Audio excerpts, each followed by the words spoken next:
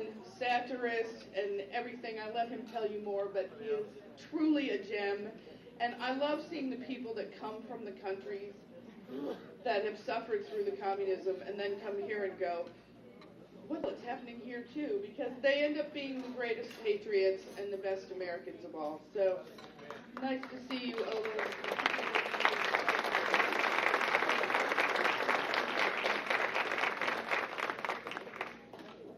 That was a great introduction. Thank you very much.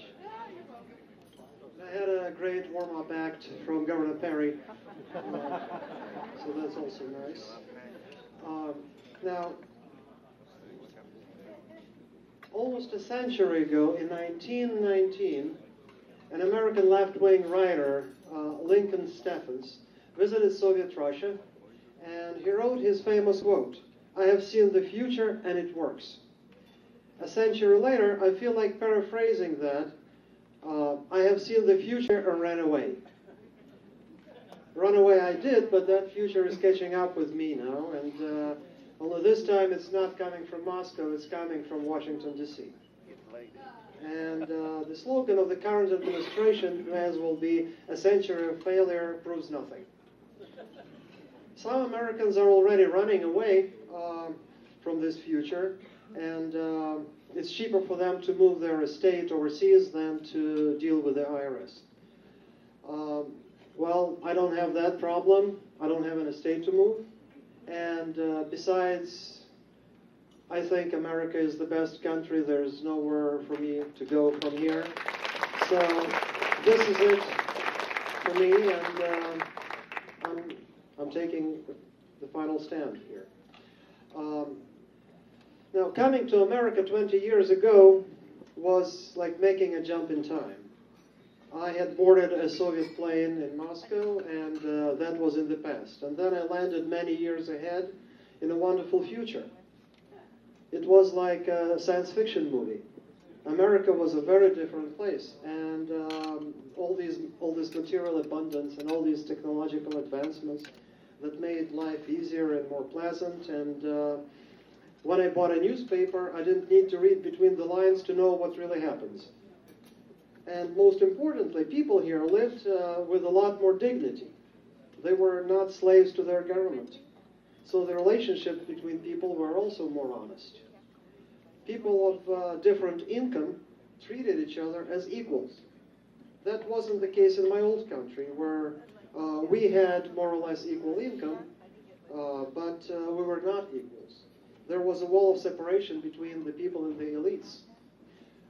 Then there were also differences between people who lived in Moscow and the rest of the country. And for the rest, our social status also depended on who was closer to the government trough. Because when the government enforces economic equality, then money doesn't matter as much. And what determines your social status is your access to the distribution system. So it's a whole different mentality and a whole different civilization, a whole different planet. And so I was glad I finally landed on this American planet. But I also had a few disappointments. I was disappointed to see that many Americans took their country for granted. So I made a point never to forget the difference and never to take America for granted, and I never have. The American way of life, that's what real human progress means to this immigrant. And I was also so disappointed that many people were eager to destroy it. Why they wanted to destroy it? Because they didn't like that different people had different level of income. Those people weren't poor. They had more money than me, but other people made even more money, and they just couldn't live with that, and the envy was eating them alive. And so the weirdest thing was that these people called themselves progressives. So I figured that they had hijacked the word progress and made it mean going 100 years back. to the old failed collectivist system that kills human dignity, stifles innovation, spreads poverty, and pits people against each other. But that is not progressive, that is regressive, any way you look at it. And it's going back in time to the era of peasants and overlords. And that is the system that I ran away from in my time machine. So when Obama says forward, that actually means backwards according to my compass. And you see, I have this old-fashioned compass that points to absolute standards. And not many people have this compass anymore. And that's why the progressives were able to switch directions and change America's course backwards. So I'm feeling like a time traveler again. And given the direction this country is heading now, I may well be a comrade from your future. I recognize all the signs.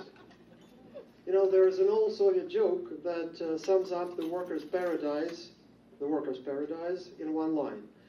They pretend that they're paying us, and we pretend that we're working.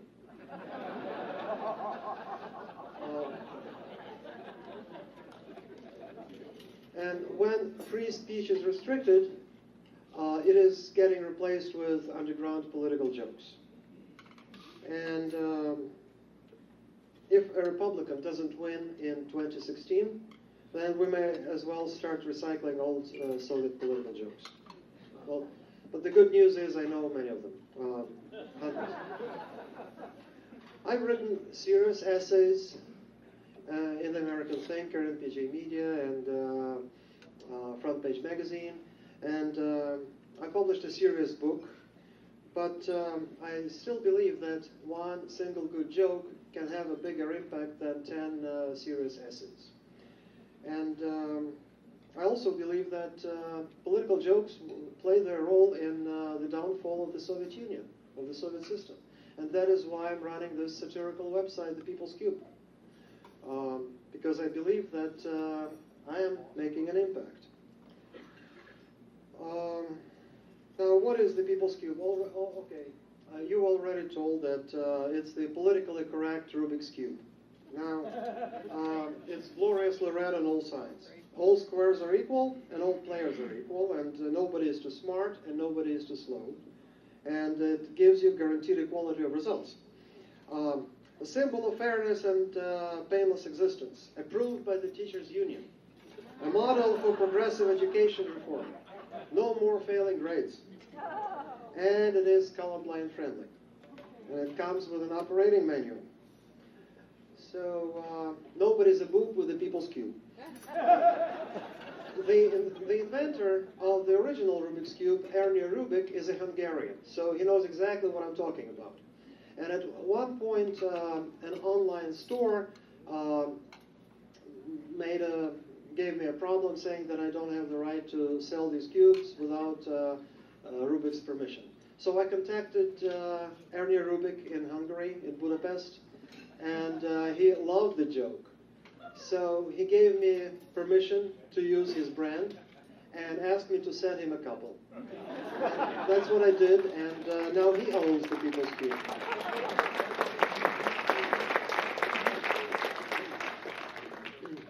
Now,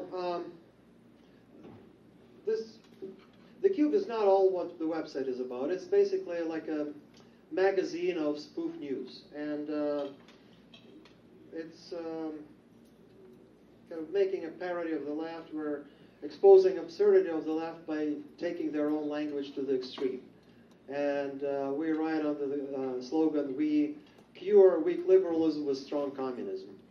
So it's like a Stalinist Politburo. And Rush Limbaugh on his show called The People's Cube the Stalinist version of The Onion. We have contributors from all over the States and even some other countries. Now, sometimes, you see, well, life has a nasty habit of imitating satire.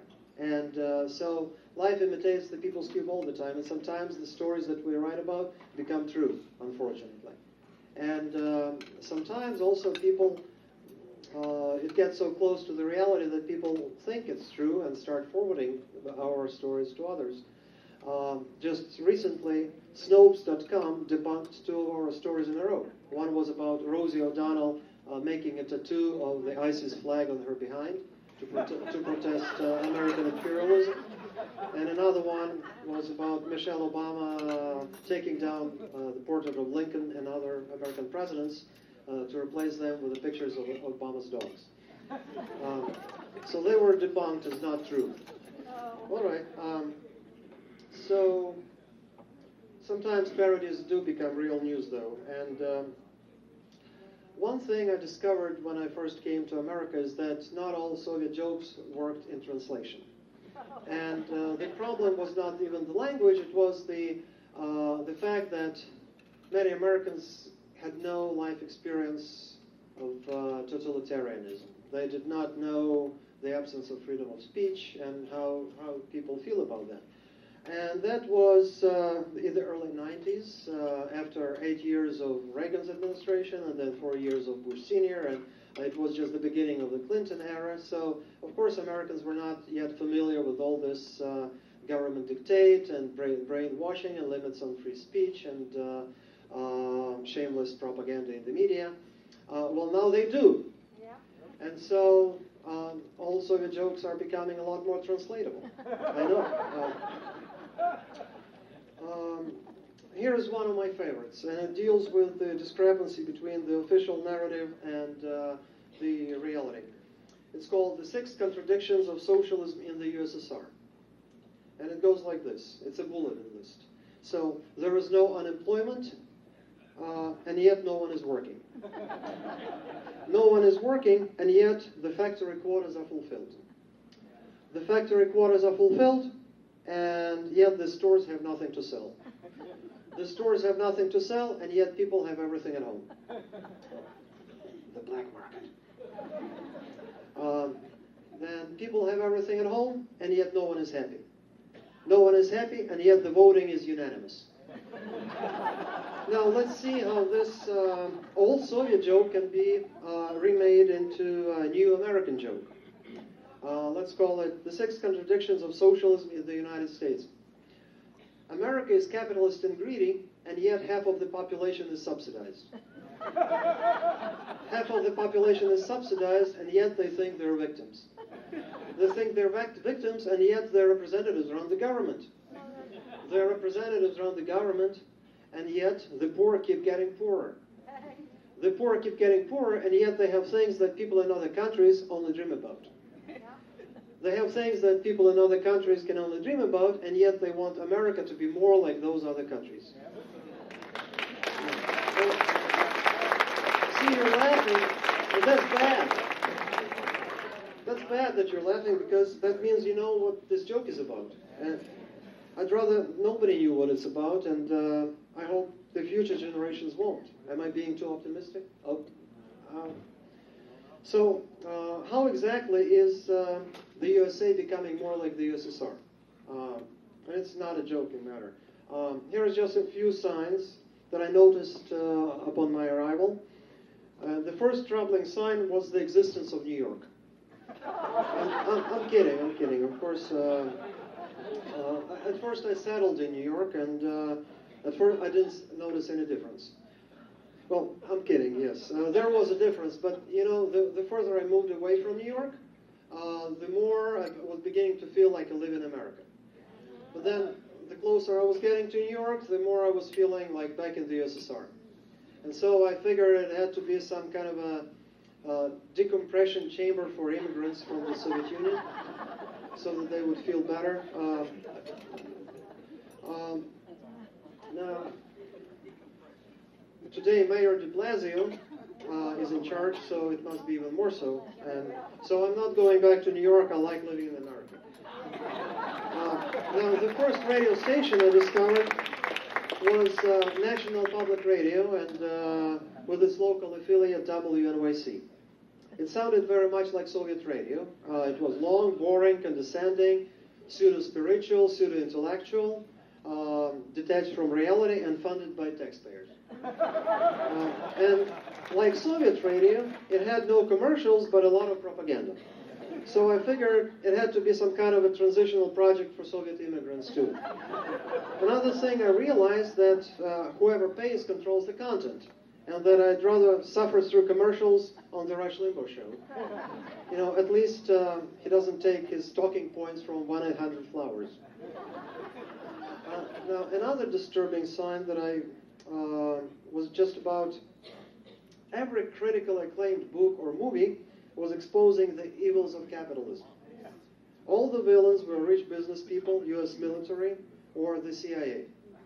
And all of the heroes were the leftist activists or anti-corporate outcasts, ACLU lawyers, or victims of American foreign policies. And in other words, building or defending this country was somehow criminal.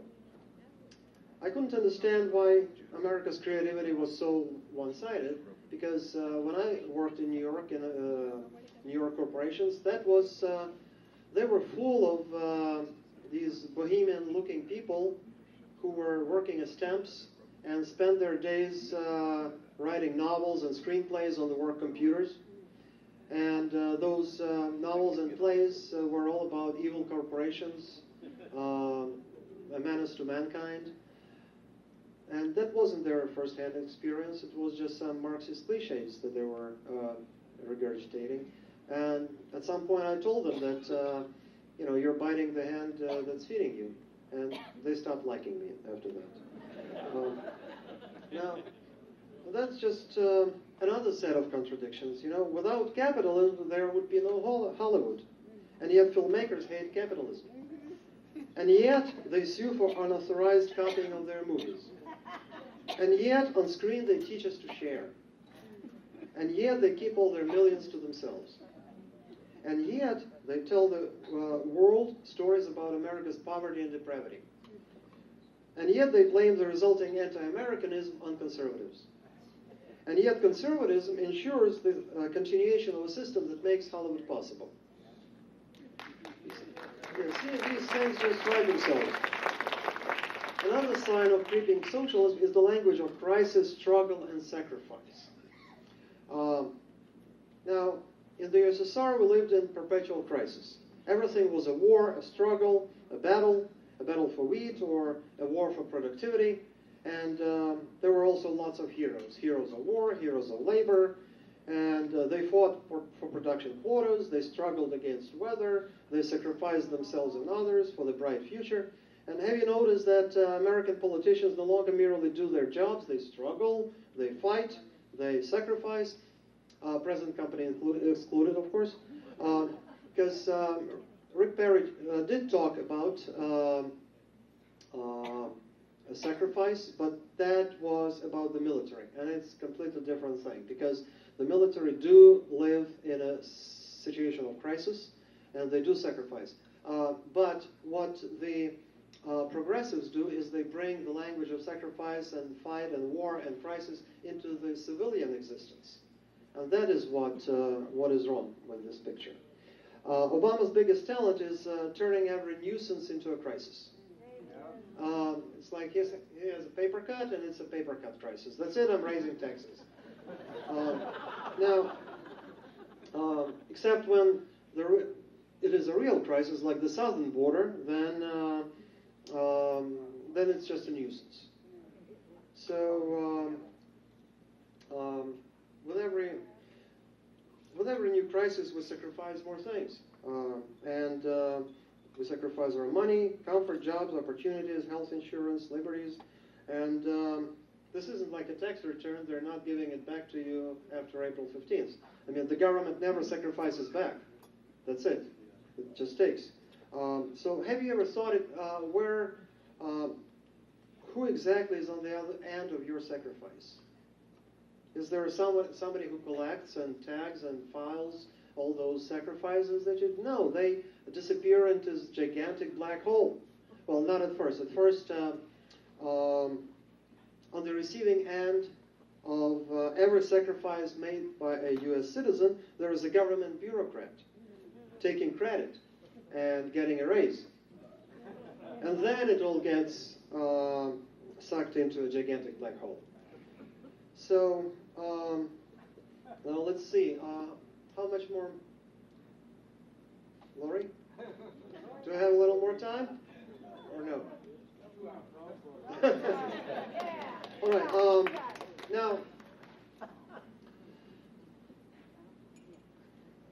Now let's see.